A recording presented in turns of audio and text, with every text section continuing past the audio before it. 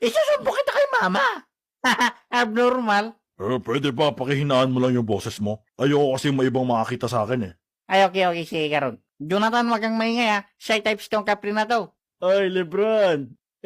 Gegi. Ha? Saan galing yung kasama mo? Supplier. Ano yung mabaho? Oo ano, saan galing yun? Iwan ko nga eh. Sa akin nata. Gegi. Pareho pala tayo. Wag mo kayo damay. Ako normal lang. Di naman naliligo ang mga kape. Sino nagsabi? Papa ko.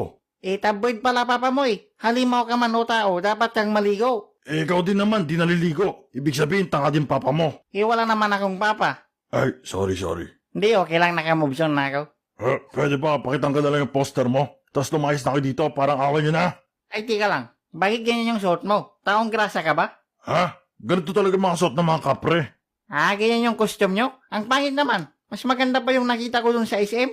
Siya ulit naman ang costume mo. Ako na nga lang magtatanggal. Ano to? Oy, okay na. Ba't mo tinanggal? Poster ko yan. Tatakbo kang kapitan? Di ba tapos na eleksyon? Ay, tapos na ba? Wrong spelling pa yung vote wisely mo, oh. Mali pa rin? Sabi mo huwag kang sumigaw. Ba't bang ingay mo? Ako maingay. Di mo pa nakikilala yung pinsan ko. Mas maingay yun.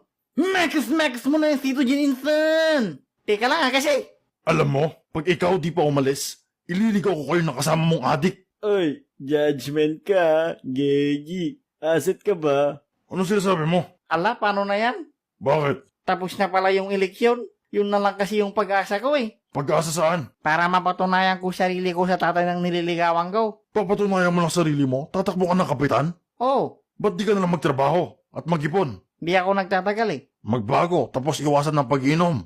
Vitamins ko yun eh. Hirap naman yan. Buti na lang kapre ako. Tamang ligaw-ligaw lang ng mga tao, tapos diskarte sa mga babae. Solve na ako. Ay, buti ka pa. Ano ba yung mga requirements para maging kapre? Simple lang. Dapat matangkad ka, tapos di ka dapat naliligo. Ay, sayang di ako matangkad. Ay, alam mo pare, hindi mo mapipilit ang ibang tao na gustuin ka. Kailangan mo lang magpakatotoo sa sarili mo at mamahalin ka rin ng mga tamang tao kung sino ka man. Ba't ka natatawa? Hindi mo kasi bagay, pre. Ang dungrit mo, tapos nagsasabi ka ng ganun. Okay na, Nabut. Nakakatawa, di ba, Jonathan? Jonathan? Oo, 5 gramo. Ang ganda ng sinabi ko, tapos tatawanan nyo lang? Sorry, pre. Maligo ka kasi, namit. Pero okay lang yan, at least matangkad ka. Ayaw nga, no? Nagbabasketball ka? Ayoko na, ililigaw ko na kayo. Nay, nasan na ako? Ikaw na naman? Hehe.